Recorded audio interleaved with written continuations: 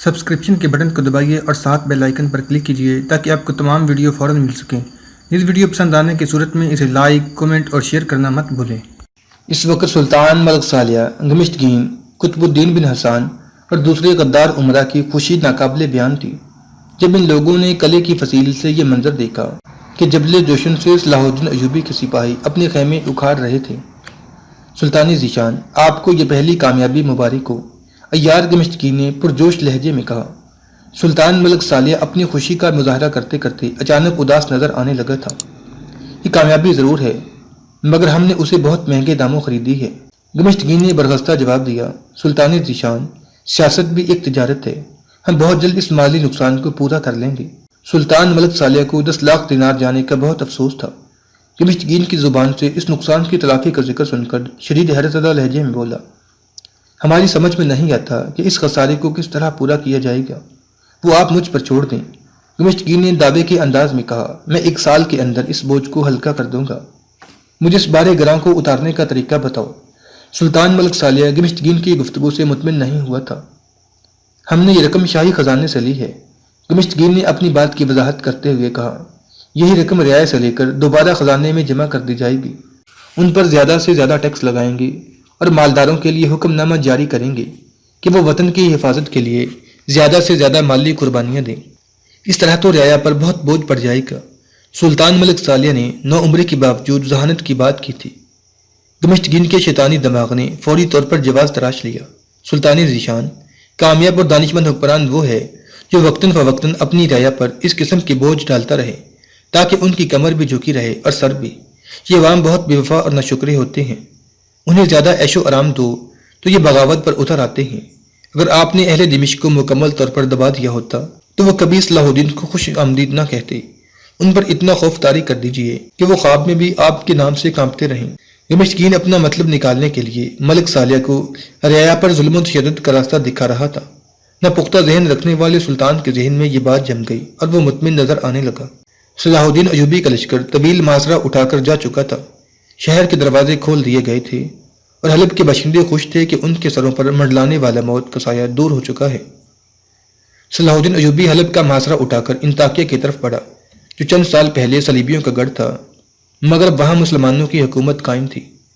شاہ یروشلم رحمت نے صلاح الدین ایوبی کی دھمکی کو محض ایک سیاسی چال سمجھا تھا اور اسی غلط فہمی کی وجہ سے اس نے اپنی فوج ہمس کی طرف بڑھائی۔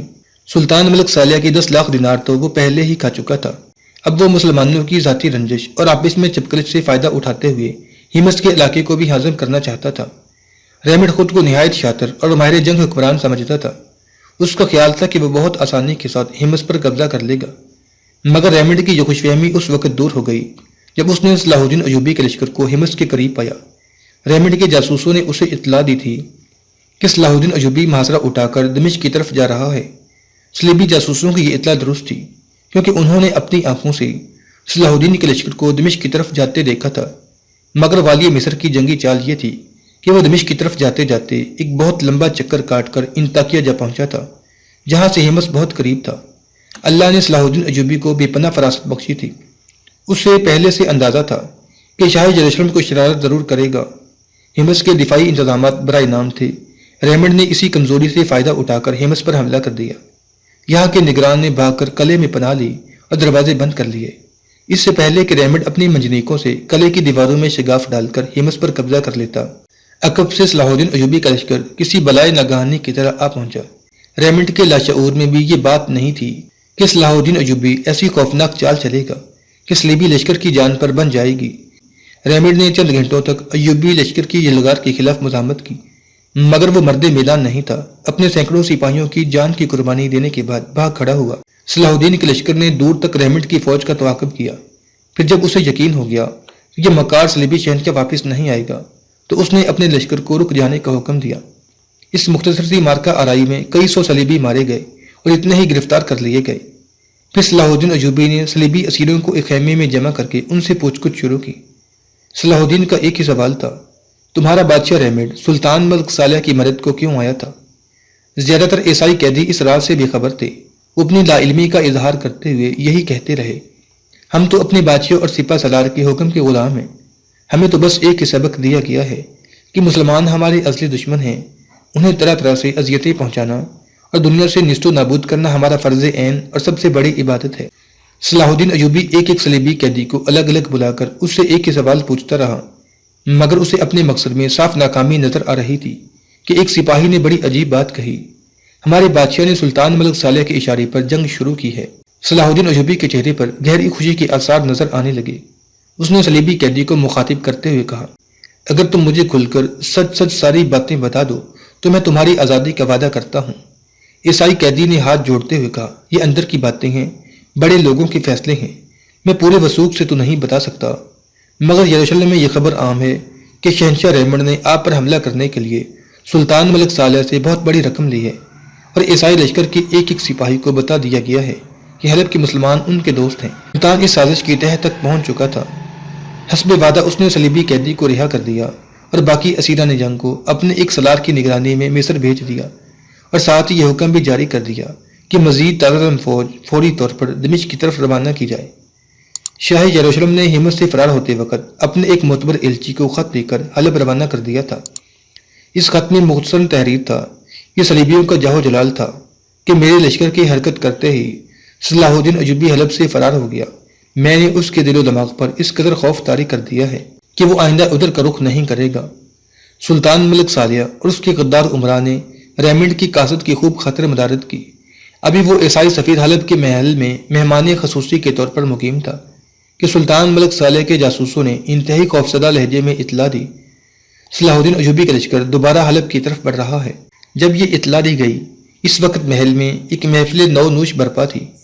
سلطان ملک صالح اپنی عمرہ اور عیسائی قاصد کے ساتھ شراب پی رہا تھا اور ایک سیمتن لڑکی رقص کر رہی تھی۔ صلاح الدین ایوبی کے لشکر کی آمد کی خبر سن کر شرکائے محفل کے ہوش اڑ گئے۔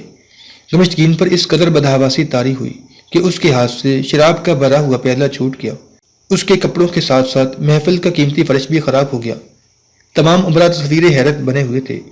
دمشقین پر اس قدر وحشت طاری تھی کہ وہ گھبرا کر کھڑا ہو گیا، اور اس کا خیال کیے بغیر کہ محل میں سلطان ملک صالح بھی موجود ہے، وہ عیسائی سفیر پر برس پڑا۔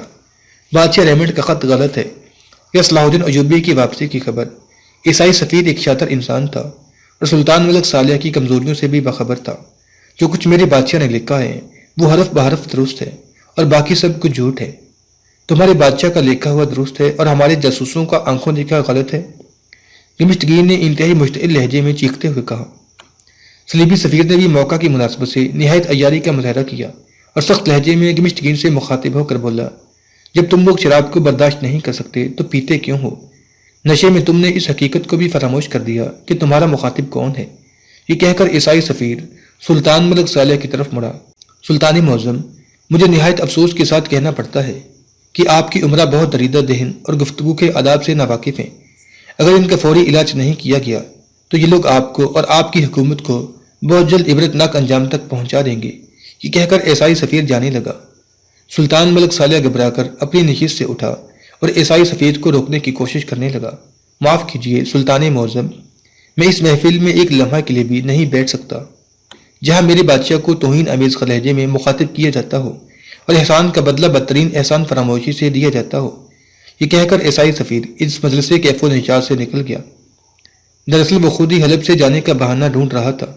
یہ بات تو اس کی سمجھ میں بھی نہیں آئی تھی کہ صلاح الدین ایوبی دوبارہ کس ارادے کے ساتھ حلب کی طرف لوٹ رہا ہے۔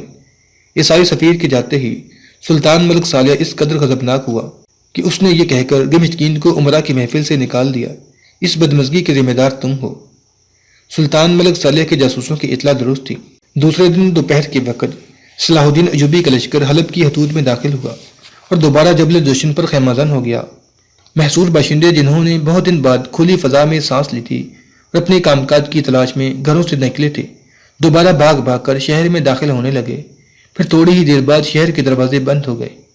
صلاح الدین ایوبی کی واپسی کی خبر سن کر سلطان ملک صالح پر تو حیرت و پریشانی کے پہاڑ ٹوٹ پڑے۔ اس نے فوراً ہی گمشتین کو طلب کیا اور انتہائی غضبناک لہجے میں کہا، یہ کیا تماشا ہے کہ ہم نے ریمنڈ کو 10 لاکھ دینار بھی ادا کیے اور صلاح الدین نے دوبارہ ہمیں گھیر لیا۔ خود گمشتگین کی سمجھ میں بھی نہیں آ رہا تھا کہ صلاح الدین ایوبی ایک ماہ کے لیے حلب کا محاصرہ اٹھا کر کہاں روپوش ہو گیا تھا۔ میں کیا عرض کر سکتا ہوں سلطان معظم، گمشتگین کی آواز لڑکھڑا رہی تھی اور اس کی زبان سے الفاظ ٹوٹ ٹوٹ کر ادا ہو رہے تھے۔ ہم نے یہ تجارت تیرے ہی کہنے پر شروع کی تھی اور اس نقصان کا ذمہ دار بھی تو ہی ہے۔ سلطان ملک صالح کا لہجہ اس قدر جارحانہ تھا کہ گورنر حلب اس کے سامنے ایک کمزور ترین غلام نظر آ رہا تھا۔ دوسرے عمرہ جو گمشتگین کی اثر و رسوخ سے جلتے تھے، آج ان کی خوشی کا عالم ناقابل بیان تھا۔ اسی وقت یروشلم جا اور ریمنڈ کو بتا کہ صلاح الدین دوبارہ لوٹ آیا ہے۔ سلطان ملک صالح نے اسی تیش کی عالی میں گمشتگین کو مخاطب کرتے ہوئے کہا، اگر وہ صلاح الدین کا مستقل انتظام نہیں کر سکتا تو ہماری رقم واپس کر دے۔ گمشتگین بدحواسی کی عالی میں کمرے سے نکلا، اس کی بچائی ہوئی بساط الٹنے والی تھی۔ گمشتگین کے جاتے ہی امیر قطب الدین بن حسان نے، جو سلطان ملک صالح کا رشتہ دار تھا، اس نے والی حلب کی کان بھرنے شروع کر دیے۔ گمشتگین درپردہ خود بھی باطنی عقائد رکھتا ہے، اس لیے وہ حلب کو تباہ کرنا چاہتا ہے۔ سلطان ملک صالح نے دوسرے عمرہ کو حکم دیا کہ وہ کچھ دیر کے لیے کمرے سے باہر چلے جائیں۔ پھر جب تنہائی ہو گئی تو ملک صالح نے امیر قطب الدین سے کہا، ذرا صلاح الدین کے قضیے سے فارغ ہو جاؤں، پھر گمشتگین سے نجات حاصل کر لوں گا۔ اب مجھے محسوس ہوتا ہے کہ میں اس کی عیاریوں کے جال میں پھنس کر اپنے ہمدردوں اور مہربانوں سے دور ہوتا جا رہا ہوں۔ امیر قطب الدین بن حسان کے چہرے پر خوشی کا رنگ ابھر آیا۔ آج قدرت نے اسے ایک ایسا سنہری موقع فراہم کر دیا تھا کہ جب وہ اپنے سب سے طاقتور حریف کو شکست دے سکتا تھا۔ سلطان معظم، ہم لوگ تو آپ کے احترام میں خاموش رہتے تھے، امیر قطب الدین نے بڑے عاجزانہ لہجے میں کہا۔ میں یہ نہیں کہتا کہ آپ نے ایک غیر خاندان کے فرد کو اتنے بڑے عہدے پر فائز کر کے غلطی کی تھی، مگر اتنا ضرور عرض کروں گا کہ اپنا خون آخر اپنا ہوتا ہے۔ میں آپ کو اس اذیت میں نہیں دیکھ سکتا، میری جان حاضر ہے، جس وقت بھی حکم نے قربان کر دوں گا۔ امیر قطب الدین بھی اپنا مقصد حاصل کرنے کے لیے بدترین خوشامد پر اتر آیا تھا۔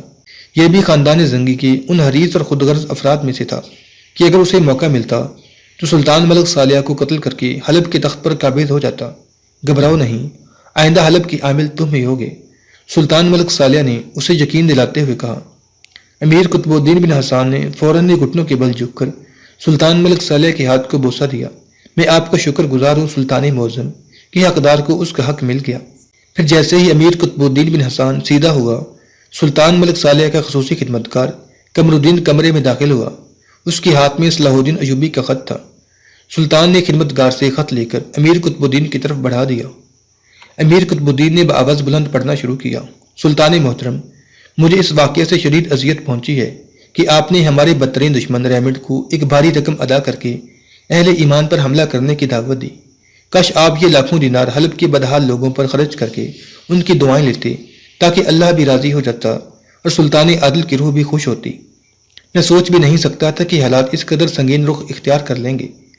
جو آپ کا سب سے بڑا ہمدرد اور خادم ہے، آپ اسی کی جان کے در پہ ہیں۔ میں تو اسی وقت دنیا سے جاؤں گا جب حق تعالیٰ کی طرف سے میری سانسوں کا شمار ختم کر دیا جائے گا، مگر آپ تو خدا کے لیے سلطان عادل کی اس عظیم وراثت کو اس طرح ختم نہ کیجیے۔ اگر آپ اپنے گرد جمع ہونے والے غدار عمرہ کو معزول کر کے حوالے زندہ کر دیں تو میں یہ بھول جاؤں گا کہ آپ کے ایما پر باطنیوں کے ایک گروہ نے مجھے قتل کرنے کی کوشش کی تھی، اور میں یہ بھی فراموش کر دوں گا کہ ایک ولی صفت انسان کے بیٹے نے اپنے کلمہ گو بھائیوں کے قتل عام کے لیے کرائے کی قاتل بلائے تھے، اور وہ قاتل جن کی زندگی کا مقصد ہی اسلام کی بنیادیں اکھاڑ پھینکنا ہے۔ امیر قطب الدین بن حسان صلاح الدین ایوبی کا خط پڑھتا جا رہا تھا اور سلطان ملک صالح کا چہرہ غصے سے سرخ ہوتا جا رہا تھا۔ صلاح الدین ایوبی نے اپنے خط کی آخر میں انتہائی شائستہ لہجہ اختیار کرتے ہوئے لکھا تھا، اب یہ حلب کا محاصرہ اسی وقت اٹھایا جائے گا جب میں دنیا سے اٹھ جاؤں گا، یا پھر آپ ان نمک حرام عمرہ کو ہمیشہ کے لیے اپنی محفل سے اٹھا دیں گے۔ آپ کا خادم اور خیرخواہ صلاح الدین ایوبی۔ والی مصر کا خط تمام ہوا تو شدت غضب سے سلطان ملک صالح کا پورا جسم کانپ رہا تھا۔ امیر قطب الدین بن حسام نے بڑی عیاری کے ساتھ اس آگ کو پوری شدت سے ہوا دی۔ آپ نے سن لیا اپنے غلام کا حکم نامہ، سن لیا، خوب سن لیا۔ سلطان ملک صالح نے ہذیانی انداز میں چیختے ہوئے کہا، گمشتگین کو آنے دو، پھر فیصلہ ہو جائے گا۔ اس دنیا سے وہ اٹھے گا یا ہم اٹھیں گے۔ یہ کہہ کر سلطان ملک صالح کمرے سے نکل گیا اور امیر قطب الدین حلب پر حکمرانی کے خواب دیکھنے لگا۔ شاہ یروشلم ریمنڈ اور گمشتگین ایک مخصوص کمرے میں بیٹھے گفتگو کر رہے تھے، وہاں کوئی تیسرا شخص موجود نہیں تھا۔ سلطان ملک صالح اس بات پر سخت برہم ہے کہ آپ نے اپنے معاہدے کی تکمیل نہیں کی۔ گمشتگین نے سہمے ہوئے لہجے میں شکایتاً کہا، وہ کس طرح؟ ریمنڈ کے ماتھے پر بل پڑ گئے۔ ہم کبھی وعدہ خلافی نہیں کرتے، جو کہتے ہیں اس پر عمل بھی کرتے ہیں۔ صلاح الدین ایوبی نے دوبارہ حلب کا محاصرہ کر لیا ہے، گمشتگین نے دبے لفظوں میں کہا۔ اب اس پر پھر دباؤ ڈالیں تاکہ وہ محاصرہ اٹھا کر مصر واپس چلا جائے۔ گمشتگین کی بات سن کر شاہ یروشلم ریمنڈ نے ایک تضحیک آمیز کہکا لگایا، پھر بڑے عیارانہ لہجے میں بولا، 10 لاکھ دینار پیشگی ادا کر دو، ہم دوبارہ صلاح الدین کو فرار ہونے پر مجبور کر دیں گے۔ گمشتگین کی آنکھیں پٹی کی پٹی رہ گئیں، وہ ریمنڈ سے اس جواب کی توقع نہیں رکھتا تھا۔ پھر جب گمشتگین نے زیادہ بحث کی اور شاہ یروشلم کو قائل کرنے کی کوشش کی تو ریمنڈ نے سخت لہجے میں کہا، اصولی طور پر یہ معاہدہ طے پایا تھا کہ صلاح الدین حلب کا محاصرہ اٹھا کر واپس چلا جائے۔ ساری دنیا نے دیکھا کہ میں نے اسے فرار ہونے پر مجبور کر دیا، اب یہ میری ذمہ داری نہیں کہ وہ دوبارہ کیوں لوٹ آیا۔ اگر سلطان ملک صالح نے معاہدہ طے کرنا چاہتا ہے تو اس پر گفتگو ہو سکتی ہے۔ یہ کہہ کر ریمنڈ نے اپنے خدمتکاروں کو آواز دی۔ پھر جب 2 مسلح محافظ کمرے کے اندر آئے تو شاہ یروشلم نے گمشتگین کی طرف اشارہ کرتے ہوئے کہا، انہیں پوری حفاظت کے ساتھ ہماری مملکت کی سرحدوں تک پہنچا دو۔ پھر جب گمشتگین ریمنڈ کے کمرے سے باہر نکلا تو اس کی ٹانگیں کانپ رہی تھیں اور وہ اس خیال سے خوفزدہ تھا کہ سلطان ملک صالح کا سامنا کس طرح کرے گا۔ ریمنڈ اس کے ساتھ ایک ایسی چال چل گیا تھا کہ اب جس کا کوئی توڑ نہیں تھا۔ گمشتگین راستے بھر سلطان ملک صالح کے عتاب سے بچنے کی تدبیریں سوچتا رہا۔ آخر اس کے شیطانی دماغ نے ایک مضبوط بہانہ تراش ہی لیا۔ پھر جب گمشتگین دربار حلب میں داخل ہوا تو امیر قطب الدین سلطان ملک صالح کے دائیں ہاتھ پر اطمینان سے بیٹھا تھا اور اس کے چہرے پر فاتحانہ جھلک تھی۔ گمشتگین ایک لمحے میں سب کچھ سمجھ گیا۔ یہ وہی نشست تھی جہاں کچھ دن پہلے خود گمشتگین بیٹھا کرتا تھا۔ اس کا مطلب ہے کہ میرے پیچھے انقلاب آ چکا ہے اور شاید مجھے گورنر حلب کے عہدے سے معزول کر دیا گیا ہے، گمشتگین نے دل ہی دل میں کہا اور چند قدم آگے بڑھ کر سلطان ملک صالح کی خدمت میں غلامانہ سلام پیش کیا۔ کیا خبر لائے؟ سلطان ملک صالح نے تہمک آمیز لہجے میں پوچھا۔ گمشتگین بڑے اطمینان کے ساتھ سیدھا ہوا اور حاضرین دربار پر ایک اجڑتی ہوئی نظر ڈالی اور بڑے شاطرانہ لہجے میں بولا، بڑی عجیب خبر ہے سلطان ذیشان۔ عجیب؟ ایک لمحے کے لیے سلطان ملک صالح چونکا، پھر اس نے تیز لہجے میں کہا، وہ عجیب خبر بیان کی جائے سلطان ذیشان۔ وہ خبر مکمل رازداری اور تنہائی چاہتی ہے۔ گمشتگین نے ایک ایک لفظ پر زور دیتے ہوئے کہا، ہم چاہتے ہیں کہ سب کچھ سر دربار بیان کیا جائے، سلطان ملک صالح نے بآواز بلند کہا اور حاضرین دربار کی طرف اشارہ کیا، یہاں بیٹھنے والا ایک ایک فرد ہمارا ہمدرد اور جانثار ہے۔ گمشتگین نے دل ہی دل میں حاضرین دربار کو مغلظات بکیں اور امیر قطب الدین بن حسان پر ایک نظر ڈالتے ہوئے والی حلب سے مخاطب ہوا، سلطان ذیشان، میں کسی کی وفاداری پر شک نہیں کرتا، مگر اس خبر کا عام ہو جانا سلطنت نوریہ کے حق میں نہیں ہے۔ گمشتگین نے بڑی ذہانت سے اپنی چال چلی۔ سلطان ملک صالح تیزی سے تخت پر کھڑا ہو گیا۔ سلطان کی تقلید میں دوسرے حاضرین بھی کھڑے ہو گئے۔ پھر ملک صالح تخت سے اترا اور گمشتگین کے ساتھ دربار سے نکل گیا۔ دوسرے عمرا کو حیرت ہوئی کہ آخر گمشتگین یروشلم سے ایسی کون سی خبر لایا ہے جو صرف تنہائی ہی میں سنائی جا سکتی ہے، لیکن امیر قطب الدین بن حسان کا چہرہ غصے سے سرخ ہو گیا تھا۔ وہ تو سلطان ملک صالح کے اس اعلان کا منتظر تھا جس کے تحت اسے حلب کا نیا گورنر بنایا جانے والا تھا، مگر اب صورتحال یہ تھی کہ سلطان اسی مکار گمشتگین کے ساتھ رازداری کی باتیں سننے اپنے مخصوص کمرے میں جا چکا تھا۔ پھر گمشتگین نے بڑے دردناک لہجے میں شاہ یروشلم کی عیاری کی داستان سناتے ہوئے کہا، سلطان ذیشان، ہمیں اندازہ نہیں ہے کہ عیسائی اس قدر کینہ پرور ہوتے ہیں۔ وہ تو ریمنڈ کی ایک چال تھی جس کے ذریعے اس نے آپ کو دھوکہ دیا اور 10 لاکھ دینار کھا گیا۔ جیسے ہی گمشتگین کی بات مکمل ہوئی، سلطان ملک صالح وحشیانہ انداز میں چیخ اٹھا، تو نے اس بات کی ضمانت لی تھی کہ ریمنڈ کسی بھی حال میں دھوکہ نہیں دے گا۔ مگر میں ایک بات سے بے خبر تھا سلطان ذیشان، گمشتگین نے پر اعتماد لہجے میں کہا، اس ذلیل انسان نے اس طرح سلطان عادل کی روح سے بدلہ لیا ہے۔